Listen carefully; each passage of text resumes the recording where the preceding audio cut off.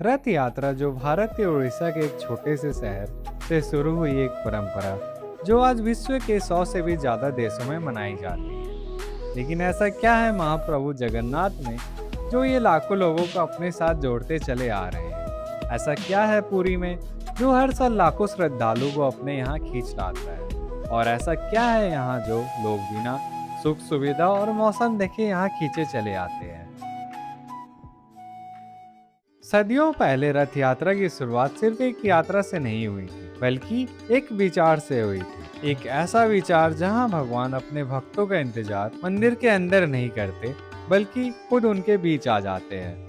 पुरानी कथाओं के अनुसार स्नान पूर्णिमा के दिन 108 कलशों से दिव्य स्नान के बाद प्रभु जगन्नाथ भाई बलभद्र अगले 15 दिनों तक अनासार गृह में विश्राम करते हैं और इस टाइम दर्शन बंद रहते हैं। स्वस्थ होने के बाद वे अपने सभी भक्तों को दर्शन देने और छुट्टी मनाने अपने मौसी के घर यात्रा पर निकलते हैं। इसी दिव्य यात्रा को आज जगन्नाथ रथ यात्रा के नाम से जानते हैं।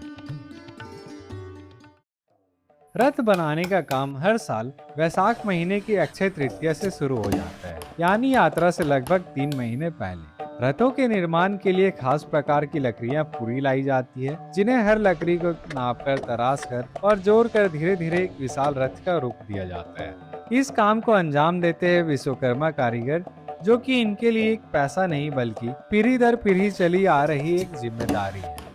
निर्माण के दौरान ये मंदिर परिसर में ही रहते हैं और दिन में सिर्फ महाप्रसाद ही ग्रहण करते हैं।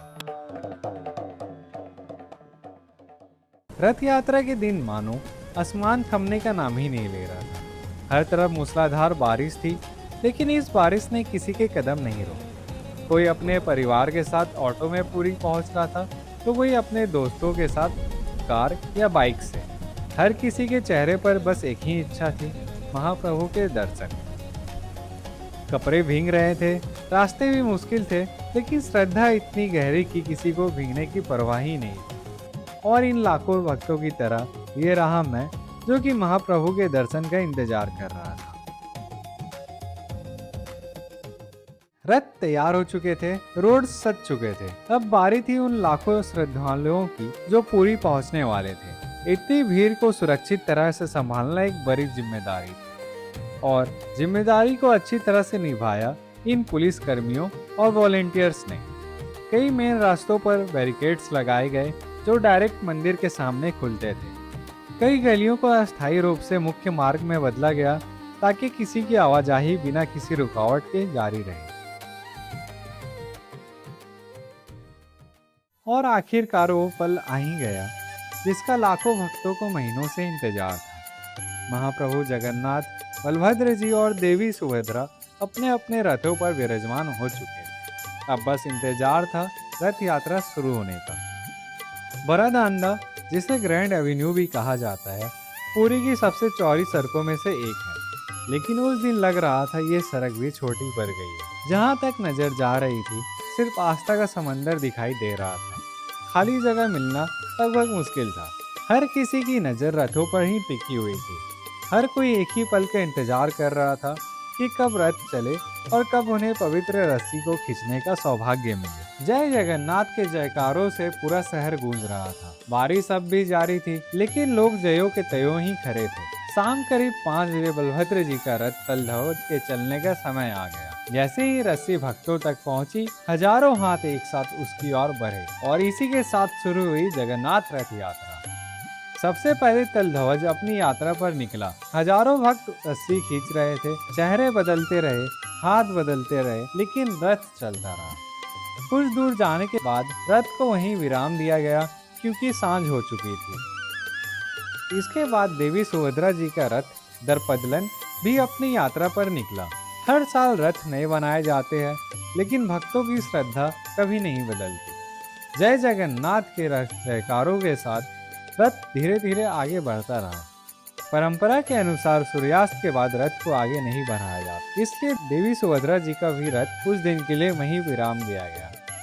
और फिर बारी आई महाप्रभु जगन्नाथ के रथ नंदी घोष की।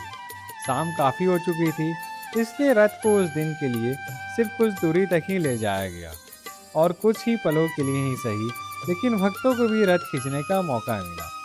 हर साल नए रथ बनते हैं, लेकिन उन्हें खींचने वाली आस्था सदियों से वही है।